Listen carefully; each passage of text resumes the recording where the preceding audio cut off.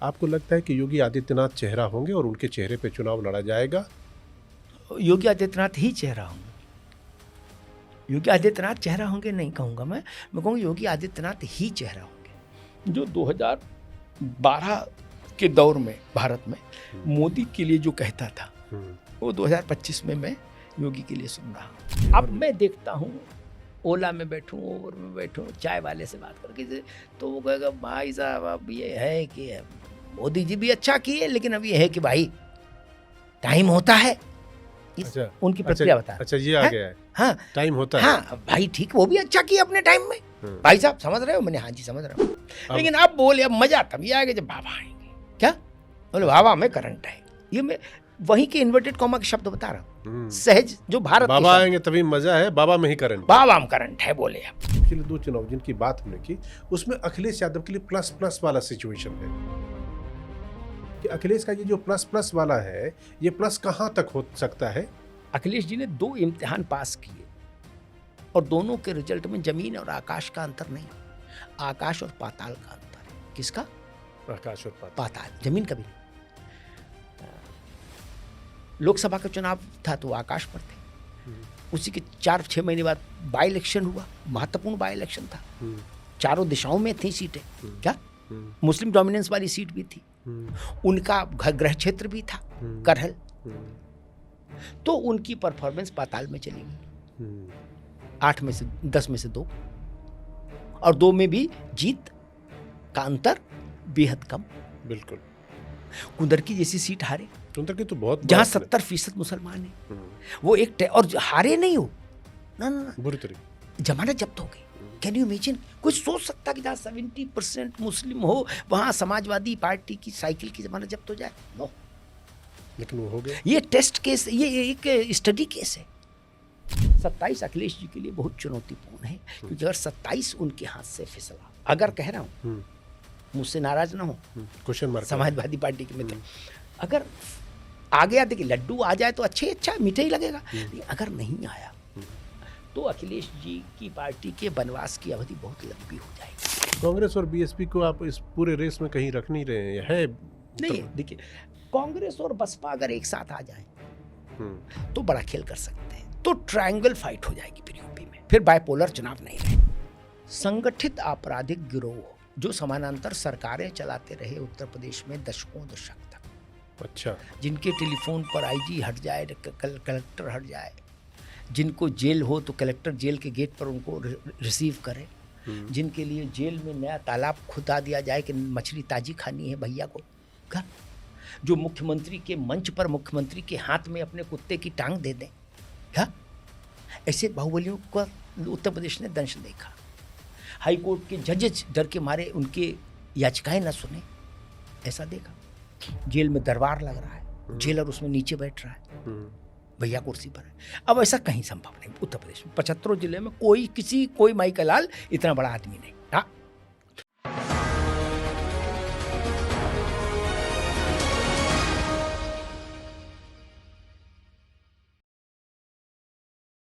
नमस्कार। आज पॉडकास्ट के हमारे मेहमान अमिताभ अग्निहोत्री जी हैं। आपने देख ही लिया कि वो क्या कुछ कह रहे थे।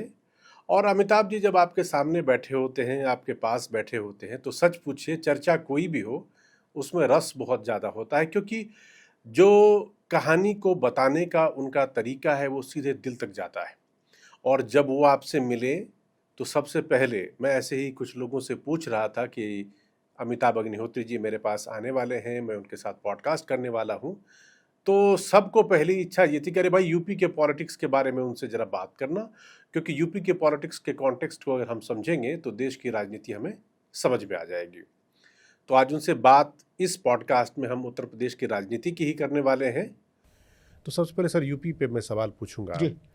2027 में विधानसभा चुनाव है और मेरा सबसे पहला क्वेश्चन एकदम स्ट्रेट में पूछ रहा हूँ, 27 का जब चुनाव होगा आपको लगता है कि योगी आदित्यनाथ चेहरा होंगे और उनके चेहरे पे चुनाव लड़ा जाएगा?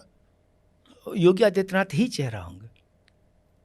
योगी आदित्यनाथ चेहरा होंगे नहीं कहूँगा मैं कहूँगा योगी आदित्यनाथ ही चेहरा होंगे। योगी आदित्यनाथ ही चेहरा होंगे। नान्यः पंथः एनाय, कोई दूसरा रास्ता नहीं। ठीक है। तो चेहरा तो आपने तय कर दिया, ये दो चेहरों पर चुनाव होगा। एक चेहरा योगी आदित्यनाथ होंगे, एक चेहरा अखिलेश यादव होंगे। दूसरा किनका नाम लिया? अखिलेश यादव। अखिलेश बाकी यादव। सारी हाँ, फोर्सेस, वर्सेस, मैं उसी पे। बाकी सारी फोर्सेस इनके पीछे खड़ी होंगी। मतलब उत्तर प्रदेश के चुनाव में अखिलेश यादव बनाम योगी आदित्यनाथ, ये मुकाबला हम लोग देखेंगे। जी बिल्कुल। तो ये जब मुकाबला होगा और ये जब चुनाव होगा तो वो मुद्दा क्या होगा? एक तरफ देखिए, एक तरफ जो चीज़ अभी हम लोग शुरू में भी बात कर रहे थे उससे भी आ रहा है कि एक तरफ धार्मिक ध्रुवीकरण की बात, मतलब हिंदू मुसलमान लगता है बीजेपी पे कि वो इसी तरह की राजनीति करते हैं, और दूसरी तरफ अखिलेश यादव है जो कि पीडीए वाली राजनीति, उसकी सफलता भी उनके साथ है। और साथ साथ अभी मैं पिछले कुछ दिनों से ऐसा देख रहा हूँ, वो शायद ब्राह्मणों की तरफ भी चाह रहे हैं कि कुछ उधर भी कटिया फंसाया जाए कि वहाँ से भी वोट निकल के आए। कुछ ऐसा होने वाला आपको दिख रहा है क्या? भाई देखो, मैं तो बहुत मेरे चिंतन करने की एक शैली रही, मैं बेसिक चीज़ को पकड़ता हूँ। क्या जड़ कहाँ है, मैं पत्तों पर बहुत समय नहीं लगाता। तो वैसे तो हर जात महत्वपूर्ण है, मैं 1000 जातियों का नाम वैसे ही ले सकता हूँ यहाँ। तो सभी का महत्व है, वोट में तो सभी की हिस्सेदारी है। क्या ब्राह्मण और क्या काची, क्या कोरी, क्या कुर्मी, क्या धोबी, क्या धानुक, धीमर, मल्लाह, निषाद छोड़ दीजिए। मुझे लगता है कि वोट इस बात पर तय होगा उत्तर प्रदेश पे, दो बात। पहला, संगठित आपराधिक गिरोह जो समानांतर सरकारें चलाते रहे उत्तर प्रदेश में दशकों दशक तक। अच्छा। जिनके टेलीफोन पर आईजी हट जाए, कलेक्टर हट जाए, जिनको जेल हो तो कलेक्टर जेल के गेट पर उनको रिसीव करे, जिनके लिए जेल में नया तालाब खुदा दिया जाए कि मछली ताजी खानी है भैया को, क्या जो मुख्यमंत्री के मंच पर मुख्यमंत्री के हाथ में अपने कुत्ते की टांग दे दें, क्या ऐसे बाहुबलियों का उत्तर प्रदेश ने दंश देखा। हाई कोर्ट के जजेस डर के मारे उनके याचिकाएं न सुने, ऐसा देखा। वो खत्म हो गया, अपराध खत्म हो गया नहीं कह रहा हूं। गुल्लू ने पप्पू को मार दिया और मेहताब ने रमेश को मार दिया, ये नहीं कह रहा हूं। ये तो चलता ही है और चलता ही है दुनिया भर में, हमेशा अपराध होता ही रहेगा, 100% कंट्रोल। वो खत्म हो गया कि एक आदमी की लिटरली खाल उधेड़ी पूरी। अब खाल उधड़ा शरीर कैसा लगेगा? फिर उसको इलाहाबाद के एक चौराहे पर ले जाके रख दिया और कप्तान को फोन कर दिया कि जाके देख ले। वो खत्म हो गया। क्या जिप्सी पर एलएमजी लेके, एक हाथ पर एलएमजी और एक हाथ मूछ पर, क्या दंगे में जिप्सी दौड़ रही हो, अब संभव नहीं। क्या या तो अपराधी ऊपर गए या जेल में गए, और जो इनसे बच गए वो शांत हो गए, घर के अंदर दरवाजा बंद करके अपना व्हाइट कॉलर काम कर रहे हैं। ठीक, इससे जनता को बड़ी राहत मिली। ठीक है ना, जाके पाँव न फटी बीमारी सो का जाने पीर पर आई। जिसने वो झेला नहीं ना, वो दर्द वो नहीं समझ सकता भाई साहब, समझ ही नहीं सकता कि गूगल से थोड़े समझेंगे आप। जिसने अतीक को मुख्तार का आतंक झेला है, ताप झेला है, कचहरी में सुनवाई नहीं, कलेक्ट्रेट में सुनवाई नहीं, पुलिस में सुनवाई नहीं, मुख्यमंत्री के यहाँ सुनवाई नहीं, सब तो उनके लोग। एक जेल में दरबार लग रहा है, जेलर उसमें नीचे बैठ रहा है, भैया कुर्सी पर है। अब ऐसा कहीं संभव नहीं उत्तर प्रदेश में, 75 जिले में कोई माई का लाल इतना बड़ा आदमी नहीं। हाँ, एक तो जनता ये कहती कि बाबा ने सबको छांट छूट के ट्रिमिंग कर दी सबकी, क्या जिसको यूपी की भाषा में कहते हैं कि औकात में आ गए। क्या बाबा ने सबको औकात में ला दिया। ठीक, ना मुख्तार ना अतीक, ये सब कुछ नहीं चलेगा। वरना उत्तर प्रदेश में हर जिले में एक ऐसा आदमी था, क्या जो शासन प्रशासन को जूते में रखता था। दूसरी बात क्या है कि उत्तर प्रदेश के तमाम इलाके ऐसे हैं जहां बच्चियों की, महिलाओं की सुरक्षा को लेकर उन्होंने दशकों दशक तक संकट झेला है। भीड़ भरी सड़क से लड़की उठ गई, रिपोर्ट नहीं लिख पाया पिता, थानेदार ने नहीं लिखी। कवाल कांड जो हुआ था, जिसको मुजफ्फरनगर दंगा कहते हैं, वो इसी ऐसे प्रसंग पर हुआ। जी बिल्कुल। क्या इंस्पेक्टर ने कहा कि हम रिपोर्ट नहीं लिख सकते, उनकी रिपोर्ट नहीं लिखी जाती हमारे यहाँ। किनकी? उस वर्ग की। क्या आप कहो तो हम उनके लड़कों को बुलवा के पैचअप करा दें। क्या तो उन्होंने कहा पैचअप की कहा तो बाहर वो लड़का मिल गया तो मार दिया, फिर वो दंगा हो गया, पूरी कहानी है। ठीक है। तो ये जो भाव है, इस पर वो कह रहे कि भैया बटन ऊपर तक बंद है, क्या और मोटरसाइकिल पर भी चलना है तो तमीज से चलना है। पर ये 3 बटन खुले थे, मुंह में पान था, हाथ में चूना था, ये साइड से निकले, लड़की को कुर्ता पकड़ लिया, मोटरसाइकिल की स्पीड बढ़ा दी, लड़की गिरी और कुर्ता फट गया। और कितने भी सक्षम माता पिता हुए, रिपोर्ट नहीं लिखा पाए। वो संकट खत्म हो गया। लोगों को अंदाज ही नहीं है कि जमीन पर ये मुद्दा कितना बड़ा है। ये ट्विटर पर बड़ा नहीं होगा, व्हाट्सएप पर बड़ा नहीं, जमीन पर बड़ा है। Ground reality. लोग कह रहे भाई साहब सड़क बनी नहीं बनी हमें मतलब ही नहीं, क्या बिटिया सुरक्षित है, कम बड़ी बात है। तो आपने पहला हासिल कहा कानून व्यवस्था, और उसमें भी ये जो है एक कानून व्यवस्था समग्रता में, क्या जिसमें किसी किस्म के रंगबाजी, वो तो अपराध के चेहरे खत्म हो गए ना, और दूसरा वो संगठित अपराध के चेहरे खत्म हुए। दूसरी बात मैंने दूसरी कही, हर गली गली नुक्कड़ पर जो संकट था बेटी का, वो संकट खत्म हो गया। ये वही संकट है जो एक दौर में जब लालू के दोनों साले राजपाट चला रहे थे बिहार, तब बिहार में था। क्या हाँ, वही संकट था एग्जैक्टली, ठीक है, यूपी में। वो संकट खत्म हो गया। कैराना, मुजफ्फरनगर, बड़ौत, सहारनपुर। तो सिर्फ कानून व्यवस्था से मामला हो जाएगा या आगे भी कुछ आप जोड़ेंगे उनके पक्ष में? नहीं, 2 चीजें निर्णायक हैं। और ऐसा मुझे लगता है, आप किसी से बात करिए, सामान्य व्यक्ति से जो किसी धारा से प्रभावित नहीं, क्या तो वो कहेगा कि भाई साहब हमको लगता है कि अब योगी जी आएंगे तभी मजा आएगा। क्या ये सेंस बताता है कि कॉमन मैन जो 2012 के दौर में भारत में मोदी के लिए जो कहता था, वो 2025 में मैं योगी के लिए सुन रहा हूँ। 2012 में जब 13 में मैं देश में जाता था अलग अलग हिस्सों में पत्रकारिता के अपने कामों के सिलसिले में, लोगों से मेरी आदत है चर्चा करने। बड़ी बात कह रहे हैं, मैं इस पे सवाल पूछूंगा। लोग मुझसे कहते थे भाई साहब अब तो मोदी आएंगे तब। तो मैं एक हाथ से मैंने पूछा मोदी को देखे हो? देखे नहीं है, लेकिन गुजरात में भाई साहब सब सीधा कर दिया। तो कुछ ऐसा ही बोले रोज बवाल था, हर तीसरे दिन कर्फ्यू लगता था। बोले अब सब सीधे हो गए। बोले मोदी के बिना कुछ होना नहीं है। वो जो भाव था उसने मोदी को 3 बार प्रधानमंत्री बनाया, उद्देश्य के उस भाव ने। तो वो भाव आपको कहीं अब मैं देखता हूँ ओला में बैठूं, ओवर में बैठूं, चाय वाले से बात करके, तो वो कहेगा भाई साहब अब ये है कि मोदी जी भी अच्छा किए, लेकिन अब ये है कि भाई टाइम होता है। अच्छा, उनकी प्रक्रिया बता। अच्छा ये आ गया है। हाँ टाइम होता है। हाँ भाई ठीक, वो भी अच्छा किया अपने टाइम में। भाई साहब समझ रहे हो? मैंने हाँ जी समझ रहा हूँ। लेकिन अब बोले अब मजा तभी आएगा जब बाबा आएंगे। क्या बोले? बाबा में करंट है। ये मैं वहीं के इन्वर्टेड कॉमा के शब्द बता रहा हूँ, सहज जो भारत बाबा आएंगे तभी मजा है, बाबा में ही करंट, बाबा में करंट है बोले आप। अच्छा, तो ये जो भाव है, मुझे याद है मैंने 2012 के शुरुआत में एक ऐसी चर्चा थी, उसमें कहा था कि मुझे ऐसा लग रहा है कि मोदी देश की आवाज हो रहे हैं। क्या 2012 में आपने कहा कि मोदी मुझे ऐसा लग रहा है कि मोदी देश की आवाज हो रहे हैं। और 2025 में सुनिए, और साथ में मैंने ये कहा था कि ये भाजपा जाने, संघ जाने कि वो सुन रही है कि नहीं सुन रही है, कब सुनेगी, सुन पाएगी कि नहीं सुन पाएगी, ये उनका विषय है। ठीक, मैं सुन रहा हूं कि ये लोगों की आवाज हो रहे हैं। तो पॉलिटिकल लोगों की तू में हटा दीजिए, मेरी बात सही निकली। मोदी देश की आवाज हुआ। क्या बिल्कुल। पंडित जी के अलावा कौन 3 बार चुना गया? ना, कोई नहीं ना।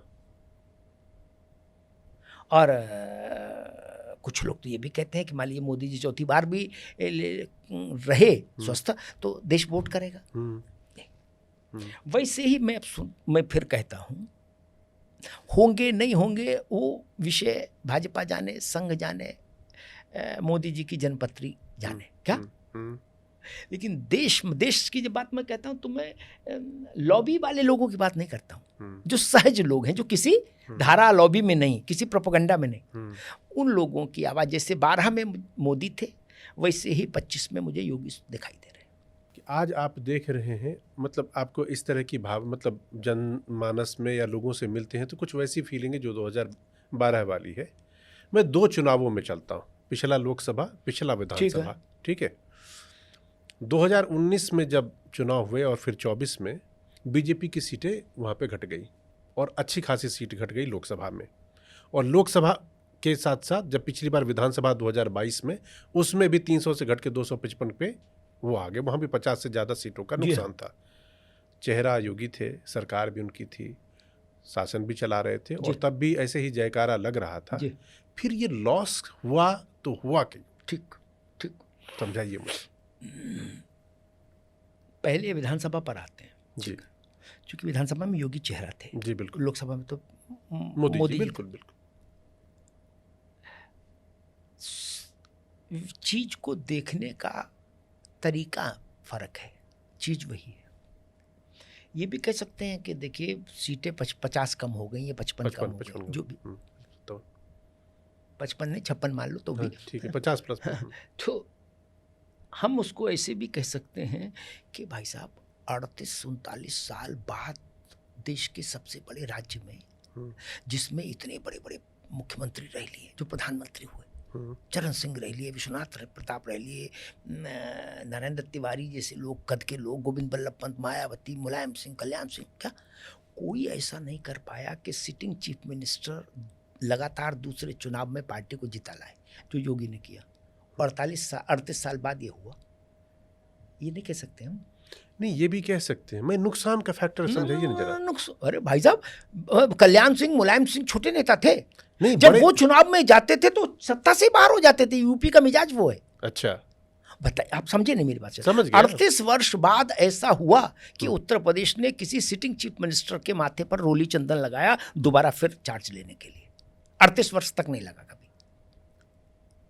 ये तब लगा था जब नेहरू और इंदिरा की राजनीति देश में चलती। हमारे याददाश्त में तो है।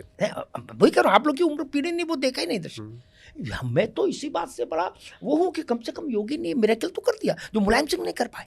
छोटे नेता थे मुलायम सिंह, मायावती छोटी नेता हैं, कल्याण सिंह छोटे नेता हैं, नहीं नरेंद्र जी छोटे नेता थे, विश्वनाथ प्रताप छोटे नेता थे, चरण सिंह छोटे नेता थे, नहीं ना, नहीं कर पाए ये लोग।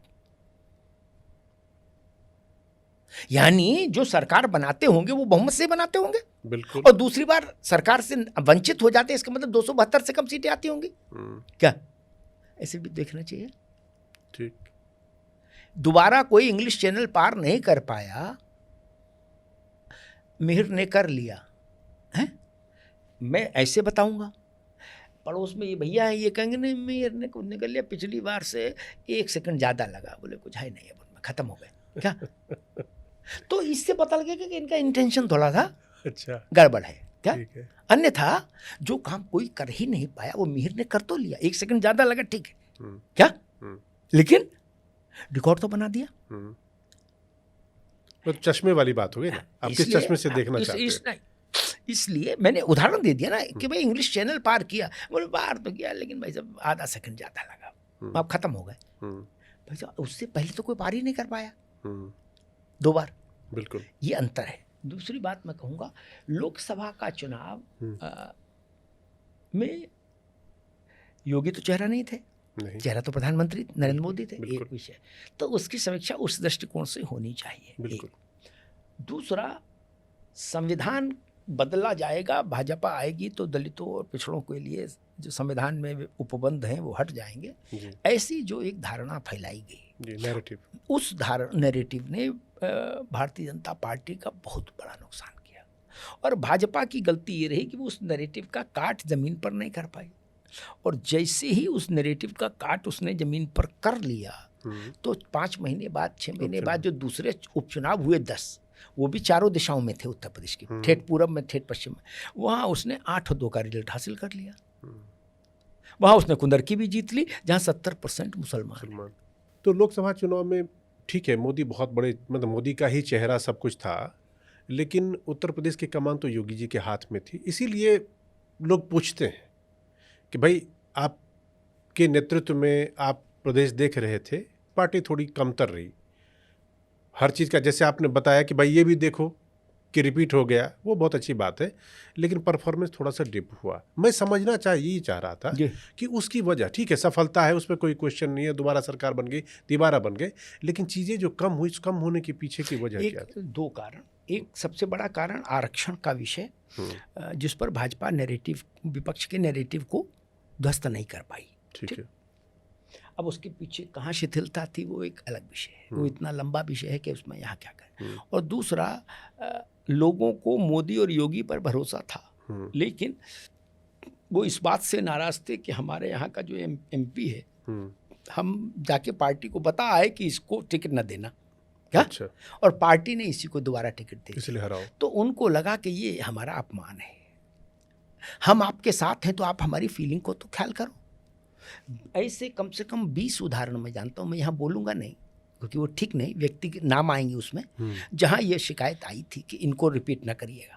और रिपीट कर दिए गए। आपने रिपीट कर दिया, अरे आपने कहा हम जिता लेंगे, तो जनता ने पता नहीं, आपने आपके दिमाग में था अरे हम कहते ही हैं लोग, तो लोगों क्या है, तो इसलिए जनता ने, हम जाएंगे तो जिता देंगे। तो जनता ने कैसी चला दी। बोले एक बार हम एक सभा करेंगे तो हो जाएगा, नहीं जनता ने कैसे कैसे हो जाएगा।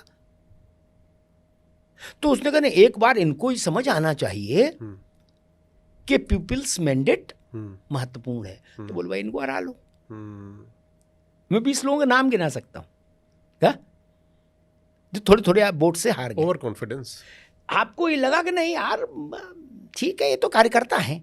जब कार्यकर्ता कह रहा है कि इनके साथ अच्छा नहीं है क्या, इनके अलावा आप किसी को दे दीजिए, है हम प्राण लगा देंगे। आपने कहा नहीं, इसी को। आप तो तमाम चैनल्स में संपादक रहे, मान लीजिए आपका पूरा स्टाफ आया डेस्क से लेके और टेक्निकल स्टाफ तक, पीसीआर तक, कि भाई इनसे 8 बजे का बुलेटिन ना कराओ, क्या? पब्लिक नहीं देखती, पब्लिक नहीं देखती, और ये हमारी भी जान खाते हैं और निपट मूर्ख हैं ये सब, है इनको कुछ पढ़ना नहीं आता, टीपी तक फंबल करते हैं क्या, और चिल्लाते अलग है पीसीआर पर। और आपने कहा नहीं तुम ही जाओ, चलो अपना अपना काम करो जाके। तो क्या होगा, कोई जो मनवड़ बच्चा होगा पीसीआर का, वो कहीं का तार निकाल देगा क्या। संपादक जी रोते रहे, वो कैसे, मैं क्या करूं, लगा तो हूं, देख रहा हूं, बुलाइए आईटी वाले को, मैं क्या कर सकता हूं क्या। शो घुस गया। फिर वो अपने लड़कों में कहे क्यों गुड्डू, देखा दिमाग दुरुस्त कर दिया क्या संपादक जी का, कहेगा ना। जब वो चाय पीने बाहर जाएंगे बच्चे रिपब्लिक के, तो क्या कहेंगे, यही चर्चा करेंगे ना, आज संपादक जी का दिमाग दुरुस्त कर दिया। हम समझा रहे नहीं समझ रहे हैं कि इनसे ना कराइए भाई साहब, इनसे करा लीजिए, इनमें क्या मीठा है क्या।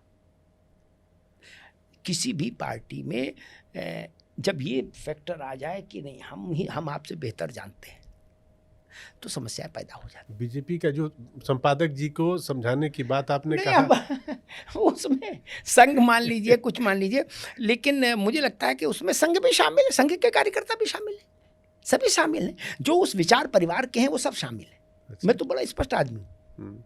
मान लीजिए संघ के ही लोगों ने कहा कि इनको मत दीजिए, इनकी छवि ठीक नहीं, आपने क्यों दिया दोबारा टिकट। और फिर तो बहुत मुश्किल है कि हमारे लिए उनके लिए पैरवी करना, बिल्कुल, जो घोषित तौर पर हमारे सिद्धांत के खिलाफ रहे हों 5 वर्ष, हम उनके लिए पैरवी क्यों करें। और बाद में जब चीजें सुधरी हैं, मैकेनिज्म सुधरा है, तो हरियाणा देख लीजिए, दिल्ली देख लीजिए, महाराष्ट्र देख लीजिए, बिल्कुल वो है, यूपी देख लीजिए, बिल्कुल वो तो देखा हमने कि उन्होंने अपनी गलतियों से सबक सीख के और अपने आप को तो ये समझ गए कि ना फीडबैक को महत्व देना है, बिल्कुल, और उसका नतीजा सामने है। अब चूंकि फीडबैक और उस पर काम करने वाली बात है ना, तो मैं उत्तर प्रदेश में देख रहा हूँ क्या कि पिछले कुछ दिनों से अखिलेश यादव एक चीज़ बार बार उठा रहे हैं, और साथ में मैं ये भी देख रहा हूँ कि पिछले 2 चुनाव जिनकी बात हमने की, उसमें अखिलेश यादव के लिए प्लस प्लस वाला सिचुएशन है। तो मैं आपसे 2 चीज़ जानना चाहता हूँ कि अखिलेश का ये जो प्लस प्लस वाला है, ये प्लस कहाँ तक हो सकता है, मतलब किस आंकड़े तक, किस नंबर तक, या किस हद तक आप देखते हैं, नंबर 1। और दूसरा, बार बार पिछले कुछ दिनों से वो एक चीज़ कह रहे हैं कि योगी जी बहुत ठाकुर बात कर रहे हैं, मतलब पुलिस प्रशासन महकमे से लेकर हर जगह। जरा इस दोनों पे आप अपनी राय हमें बताइए। 2 चीज़ें हैं इसमें। देखो, एक तो ये कि अखिलेश यादव के लिए ये एक बड़ा प्लस है कि वो उत्तर प्रदेश की राजनीति में दशकों बाद ऐसी स्थिति पैदा हुई कि जब उत्तर प्रदेश की राजनीति प्रैक्टिकली कह रहा हूँ, टेक्निकली नहीं, मेरे हिसाब से बाइपोलर हो गई। लगभग 85% वोट बैंक पर तो बाइपोलर हो ही गई, 15 में मान लो ट्रायंगुलर और कुछ भी मान लीजिए, 85% वोट बाइपोलर हो गया। और उसमें एक पोल अखिलेश यादव है, छोटी बात नहीं, बहुत बड़ी बात है। मुलायम सिंह जी ऐसा सौभाग्य नहीं पाए, मैं सौभाग्य शब्द का इस्तेमाल, अच्छा, मुलायम सिंह जी से ज्यादा नहीं, बाइपोलर नहीं हो पाए वो कभी, नहीं, बिल्कुल। क्या कांग्रेस भी महत्वपूर्ण थी तब, मायावती भी काशीराम की बसपा महत्वपूर्ण थी, भाजपा भी थी, तो 4 चेहरों में एक मुलायम सिंह थे। यहाँ पे 2 में 1। यहाँ 2 में 1 अखिलेश हो गए, ये उनका सौभाग्य है। लोकसभा के चुनाव में अखिलेश यादव ने बहुत अच्छा परफॉर्मेंस किया। इस पर विवाद हो सकता है, मतभिन्नता हो सकती है, राय अलग अलग मुख्तलिफ हो सकती है कि ये सारी सफलता अखिलेश जी की रणनीति की है या ये भाजपा के उस एटीट्यूड की है कि बोलो नहीं लड़ाएंगे गुड्डू कोई 8 बजे के बुलेटिन गुड्डू से कराएंगे क्या। अगर मान लीजिए वो 20 सीटें जहां ऐसी जबरदस्ती हुई उम्मीदवार थोपने वाली वो नहीं हुई होती तो नतीजा कुछ और हो सकता। तो क्या नतीजा यही रहता? अगर नहीं तो इस नहीं में बहुत कुछ छुपा है। इसको देखिए, अखिलेश जी ने 2 इम्तिहान पास किए और दोनों के रिजल्ट में जमीन और आकाश का अंतर नहीं, आकाश और पाताल का अंतर है। किसका? आकाश और पाताल, जमीन का भी नहीं।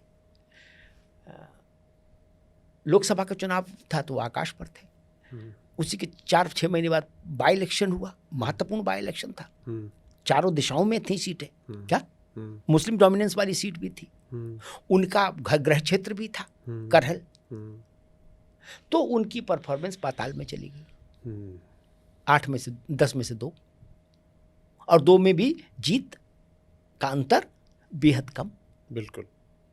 कुंदर की जैसी सीट हारे, कुंदर की तो बहुत जहां 70% मुसलमान है, वो एक और हारे नहीं हो ना बुरी तरीके जमानत जब्त हो गई।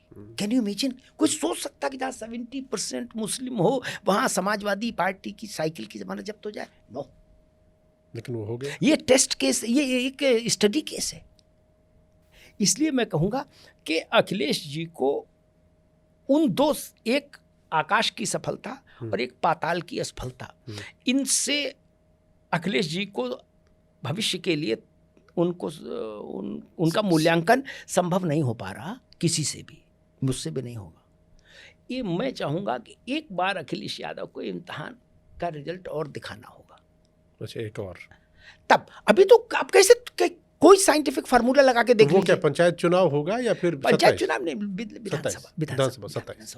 क्योंकि विधानसभा में लोग वोट करेंगे अखिलेश यादव को मुख्यमंत्री बनाने के लिए या योगी आदित्यनाथ को मुख्यमंत्री बनाने के लिए। वो बड़ा मुकाबला होगा, सीधा मुकाबला होगा, उसमें कुछ कोई इफ और बट नहीं होगा।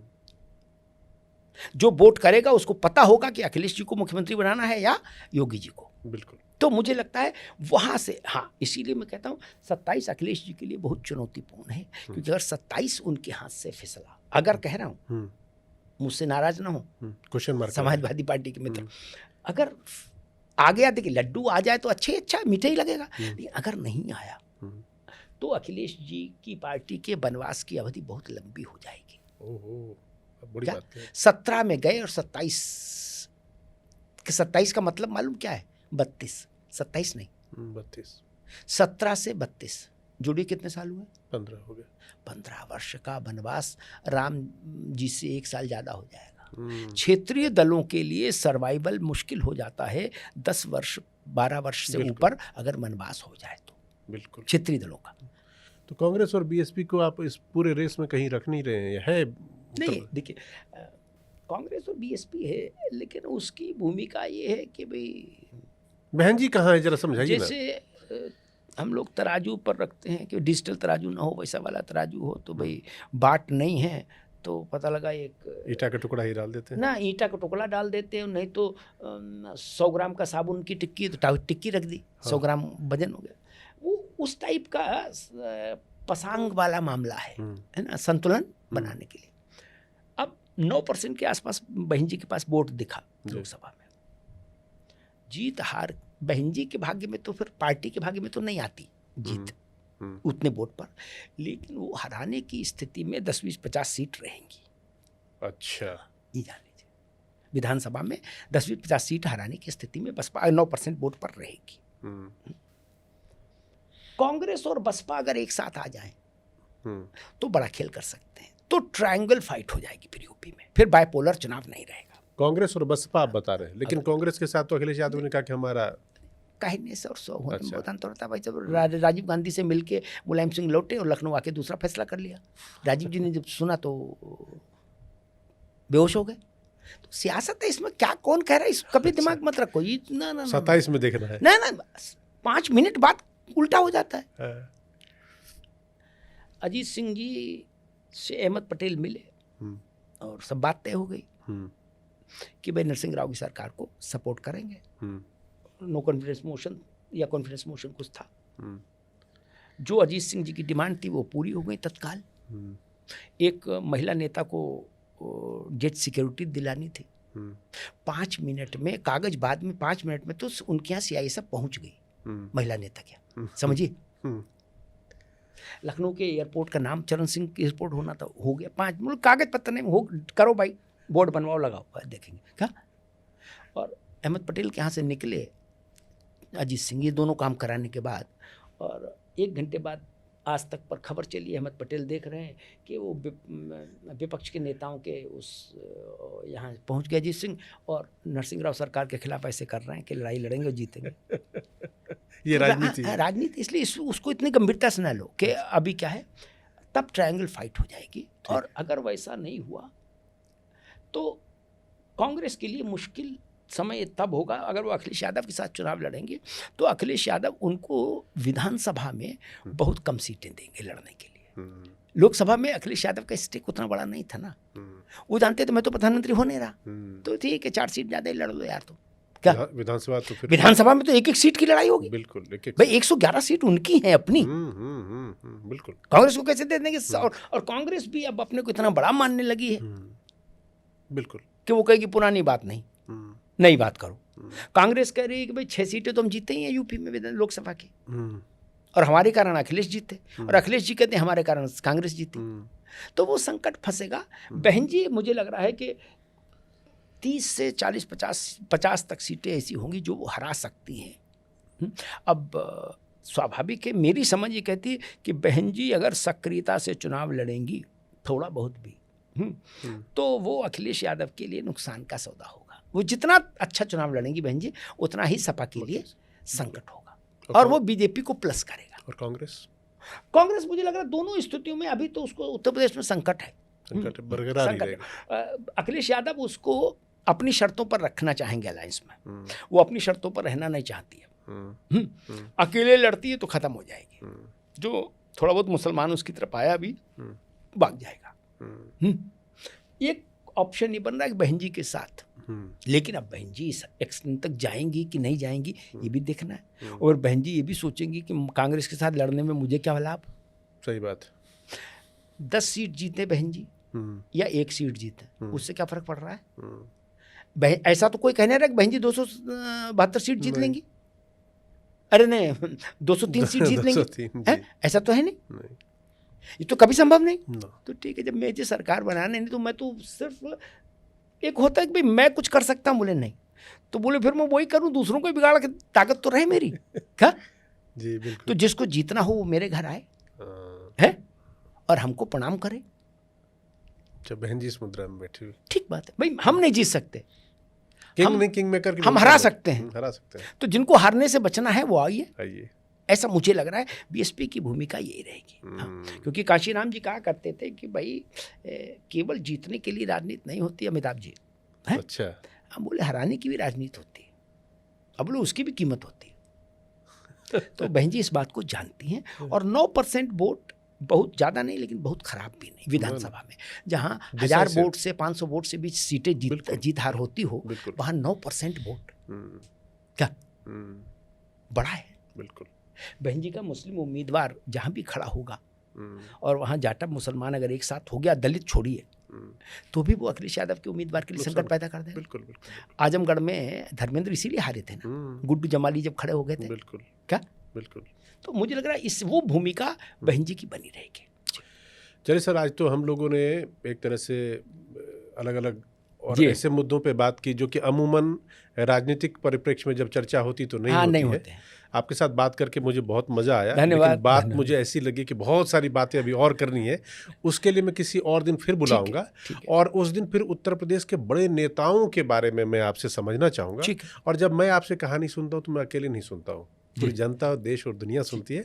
और मुझे नहीं, आप अपने जगह पे, अपने चैनल पे, अपने मंच से जब कभी भी कहते हैं तो लोग उसको मंत्रमुग्ध होकर सुनते हैं, क्योंकि आपकी कला और कौशल आपका इसलिए तो आप हमारे साथ आए, जुड़े, इसके लिए बहुत बहुत शुक्रिया। धन्यवाद। और दर्शकों से मैं कहूँगा कि आपने हमारा ये पॉडकास्ट देखा, सुना।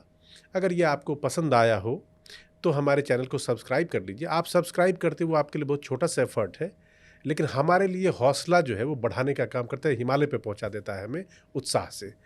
तो प्लीज़ सब्सक्राइब कर लीजिएगा, और अगर हमारी बातचीत पसंद आई हो तो इसे आप शेयर भी करिए अपनों के साथ, क्योंकि आज अमिताभ सर ने जितनी कहानियाँ सुनाई, मैं सच बताऊं उसमें से 40% के करीब कहानियाँ तो मुझे खुद भी नहीं मालूम थी। तो मैं अब इनसे किताबें लूँगा, पढ़ूंगा, और आपसे भी अपील करूँगा कि पढ़ते रहिए, ज्ञान बांटते रहिए, दूसरों को इनरिच करते रहिए। तो सर बहुत बहुत शुक्रिया। धन्यवाद भाई।